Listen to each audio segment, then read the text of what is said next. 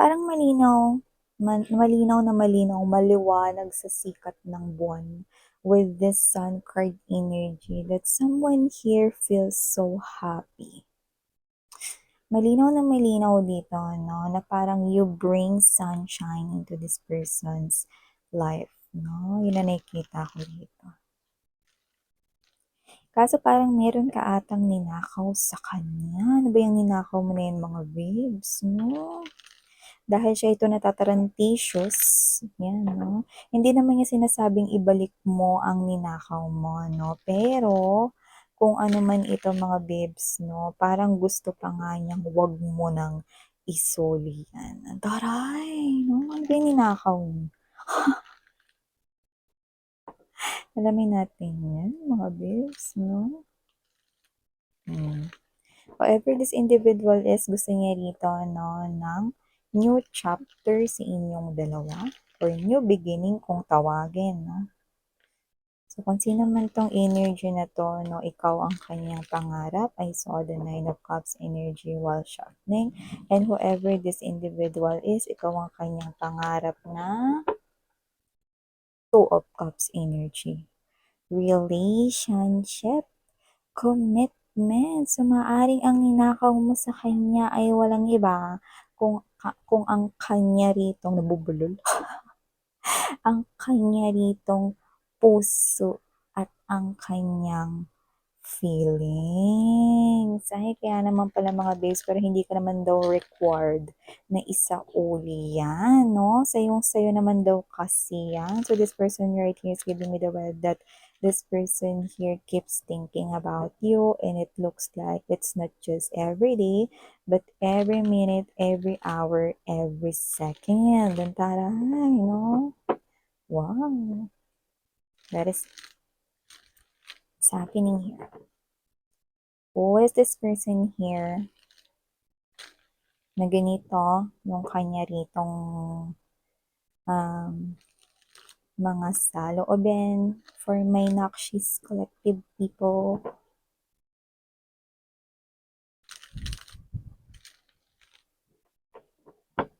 Let us see.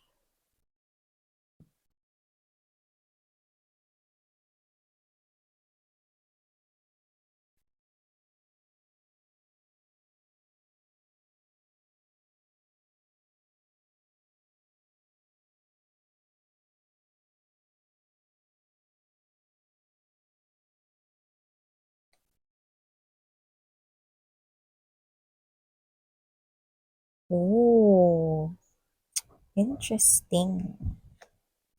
Let's keep moving.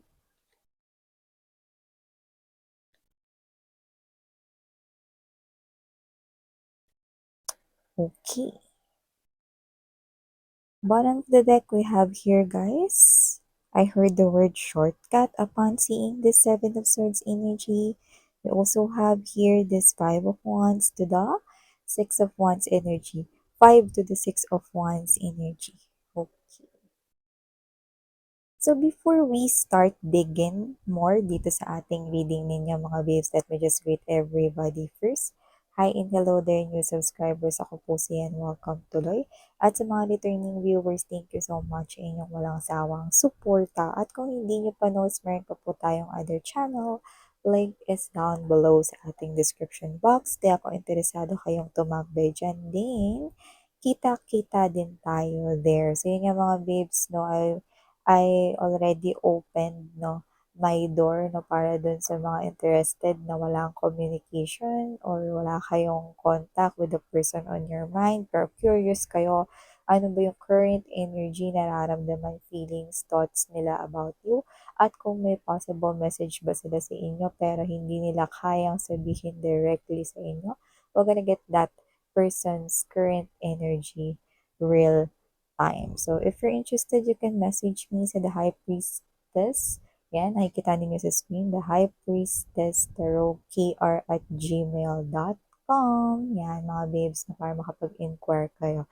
So, yun, hindi yan permanente mga babes, no, na gagawin natin, no, kasi dahil maluwag pa yung oras ko, no, pero pag naging busy na ako mga babes, nababalik na tayo sa ating usual or normal na daily routines. Yan mga babes, no? Okay, so wala tayong gender dito. Ba, lalaki, LGBT, lahat kayo welcome. Pwede nyo rin pong i-flip yung roles if you want.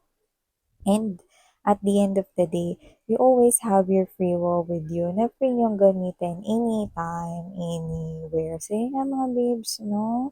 Timeless din po ito. So pwedeng tapos na sa iba. Nangyari na ganon. Sa iba naman, pwedeng nangyayari sa kasalukuyan at sa iba, pwedeng hindi pa at isang prediction sa inyong future. So nakikita ko dito, someone here is saying, no? Yeah, they right off the bat. Someone here is telling me na hindi ka mahirap mahalin, pero mukhang mahirap kang mapaibig. Ang taray with the Queen of Wands energy, World card energy. This person right here feels like your beauty, your handsomeness, LGBTQ, of course, welcome rin kayo mga babes. Na tayong gender, ibig sabihin nun, no? Your beauty, your physical appearance, you're standing out, no? Sa crowd, no? And your looks, no? Is parang out of this world, literal. At nakikita ko dito, whoever this individual is, looks like, gagawin niya dito ang lahat, susuyurin niya dito ang lahat ng posibleng pwedeng gawin upang iyong mapansin, no? I think sa maikling panahon, you make this person here fall in love sa inyo, no? Nang wala kayong ginagawang effort, no? Yung iba nga sa inyo, pwedeng hindi niyo pa siya kilala rito, pero napaibig niyo siya nang wala kayong ginagawa. So, ibig sabihin, even though you're not paying attention dito sa person na to, kilala mo man siya or hindi, you're just doing your own thing, no? Just by glancing at you, looking at you, no?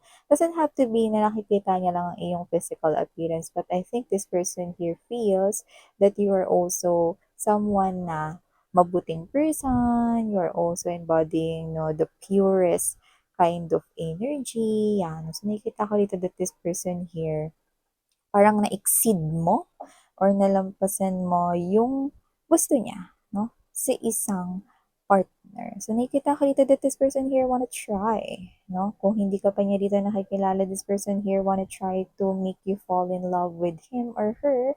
But it looks like hindi ito ganun daw kadali, no? So, yun ang sinasabi niya dito. At yung iba naman, posibleng um, tapos na dun sa pagtingin-tingin lang sa inyo, posibleng eto na siya, no, na gumagawa ng mga paraan, actions, no, because we also have here the uh, two of the fastest energies at the row, the Eight of Wands energy and the Knight of Swords, which is an indication right here that this person here is already making movement right here, fighting for this feelings, no, na nararamdaman niya for you. Yung iba, maaring ito ay like pa lang, crush pa lang, no? Pero kasi, no, habang lumilipas yung oras, panahon at araw, mas lalong lumalalim yung nararamdaman niya sa'yo. Mas nagugustuhan ka niya, no? At mas minamahal ka niya. So, ibig sabihin, no, this person's feelings for you, no, gets deeper and deeper and deeper, no, as days pass by. So, nakikita ko dito that this person here with the Page of Pentacles energy, and there's this Page of Cups. This person here could be, you know, practicing in front of the mirror,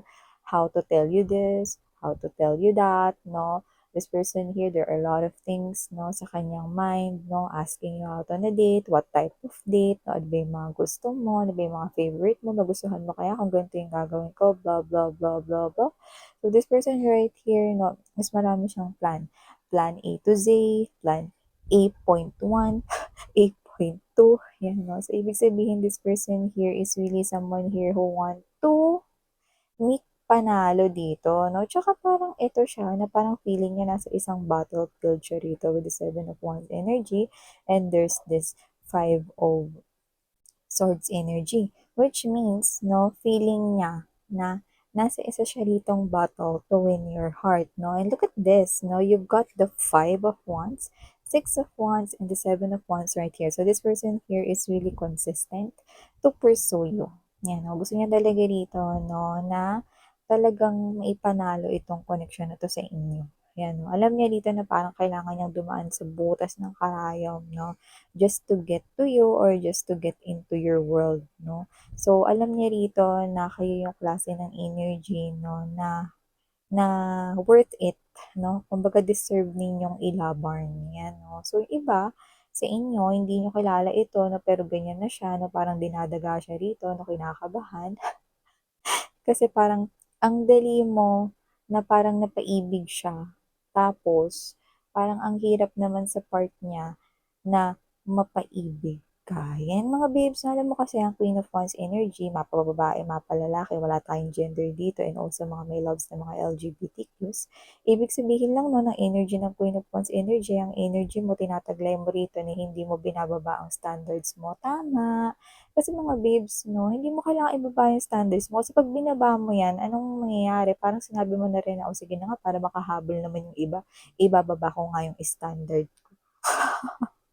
Or parang, o sige na nga, para lang ano, no? Kasi, kapag binaba mo yung standard mo mga babes, para mo na rin sinabi na, ay, babawasan ko nga to, ito lang yung deserve ko eh, di ba? Mali yun.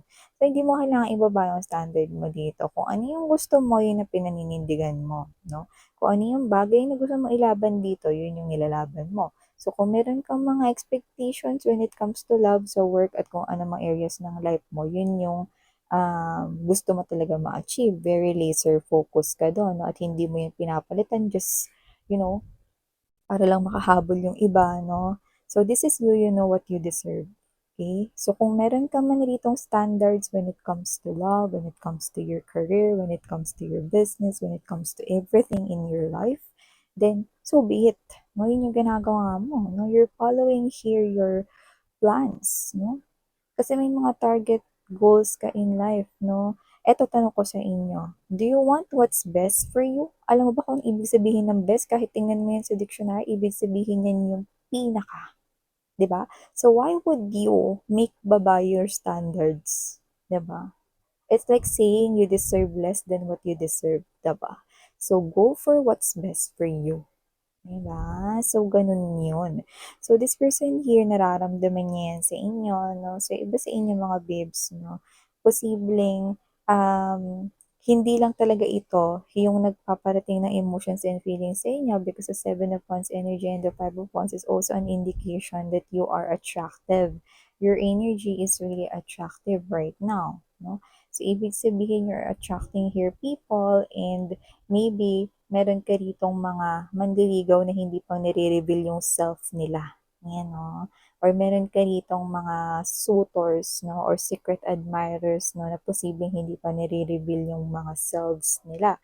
However, yung iba naman, posibleng isa-isa na sila, no? Na parang nagpaparating ng emotions and feelings for you. Yung iba hindi pa nga parang nare-realize na gusto talaga kayo or whatever. No? So, nakikita ko rito, may mga options ka or offers na paparating when it comes to love. And this person right here is someone na ganito, no? Kasi nagsa-stand out dito yung energy niya. Kasi this person right here cannot focus. Alam mo yung pag kumakain siya. I've seen someone here eating, no? Pero yung isipan niya, nagpa-fly-fly, no? Ibig sabihin nun, no, kung sino man tong energy na to, no, parang hindi niya na-digest yung kinain niya. Kasi this person here is focusing, ano pa bang pwede ko idagdag dito sa plano ko? Napakadami kong plano dito. Plan A, B, C, D to Z. Plan A.1, no? Meron pa yung plan A.1.00, mga ganun. Dire-diretso, ano? So, this person right here, even though marami rito na parang gustong magpapansin sa'yo, manligaw sa'yo, mag-express rito ng kanilang pagtangi, desire sa'yo, no? This person right here is nagsa-stand out kasi mas nagbibigay siya rito ng attention, no? At mas kapit na kapit siya, no? Na parang panda, no? Sa inyong energy. So, nakikita ko dito na kung sino man tong energy na to, na this person right here is giving me the young vibe, no? Yung energy niya doesn't have to be na younger than you siya, pero yung energy niya kasi, however, is parang teenager. Hindi ko sinasabing immature siya, no? Pero posibleng mas bata siya sa inyo sa age no? Pero possible rin, no, na yung mga approach niya at maging galawan niya rito, no, is yung parang kilig, no? Na parang bumalik ka dun sa parang pagkabata or nung nag-aaral ka pa. Na, di ba yung mga teenager, mga puberty stage yan, na yung ligawan dyan, yung parang may kilig-kilig, tulakan-tulakan, mga ganyan, no? So, whatever this energy is, na ganun yung nararamdaman niya whenever you're around. Parang siya ditong kinikilitin, no? Excited siya dito, kinikilig siya whenever you're around him or her, no? So, whether it is obviously seen or not, this person right here is so affected by you. Meaning to say, you are someone here that make this person here so happy and at the same time so worried kasi baka matangay ka ng iba. You know? So this person right here is willing to fight for this connection right here. However, parang feeling niya challenging ito because this person here looks at you as someone here na medyo mataas yung standards mo. You do not need, okay, as a friend, no, I'm gonna give you an advice. You do not need to make baba or make bawas your standard just because para makasabay yung iba. Okay? Lahat tayo may kanya-kanyang journey sa life. And we all deserve what's best for us. And I do believe that you also deserve what's best for you. Diba? Eh, paano yan, miss yan? Baka mamaya pag hindi ko binaba yung standard ko, baka maging single na lang ako for life, blah, blah, blah, blah, blah, blah, blah. Hindi totoo yan. Because everybody is may kamatch na energy. Okay? So are you saying to me that you deserve what's less for you? Less than what you deserve? Okay? Kasi ako naniniwala ako that you deserve what's best for you. Diba? So, nakikita ko dito that continue to linger into that type of energy knowing at panindigan na you deserve someone that matches your energy. So, if you do have here this high standards, then so be it. Diba? There is someone out there na magmamatch ng energy mo. 'Di ba? And that's someone here. Okay? You're gonna call upon that soulmate wherever siya man siyang part ng world. 'Di ba? So kung sino man siya, no, that person will be attracted to you and that person here will be makakarating siya no sa iyong direction, no? Kung paano, hindi nyo na yun kailangang isipin at intindihin because yun ay parang si universe na yung bahala doon. Basta ang kailangan mo lang gawin is to believe that you know, no, na kung ano yung deserve mo is yun yung best para sa'yo. Yan. So, whoever this individual is, no, dito we heard the word shortcut kanina, no? Because this one here, parang sinasabi niya rito, no? Kung pwede lang na mahanap ko yung shortcut papunta sa heart mo, gagawin niya daw yun. You know?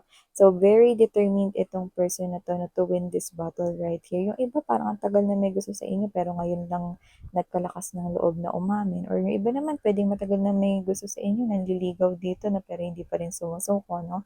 Umaasa pa rin dito na one day mapansin mo siya, 'di ba? Or magkaroon ka rin ng feeling sa kanya or whatever. So, yan, no? Alam mo, I think you do not know that you are someone here who is a beautiful soul inside and out because there are a lot of people right here na ma-attract sa'yo. Okay? And in the near future, you will have more options, no? To follow, pangantaray to follow. So, kung sino man yung mga energy rito, mga babes, no? Hindi sila sabay-sabay dito na bugso na parang may pila ng ayuda dyan sa barangay. Pero nakikita ko dito na kung sino-sino man yung mga energies na nakuha ko dito. You are so attractive, okay, sweetheart. You do not know that you are embodying that, no? Carrying that light, no? Of attractiveness. And there are a lot of people here na maa-attract sa'yo in the future. Okay? To the point na sasakit pa nga yung ulo mo, no? Sa mga mai-encounter mo rito, no? Na mga magkakagusto sa'yo. Okay? But you have your free will, no? To choose who is best for you. Yan. So, these are all the beautiful messages right here for you guys. Thank you so much for your time here, babe. And saranghaeyo, love and light. Annyeong.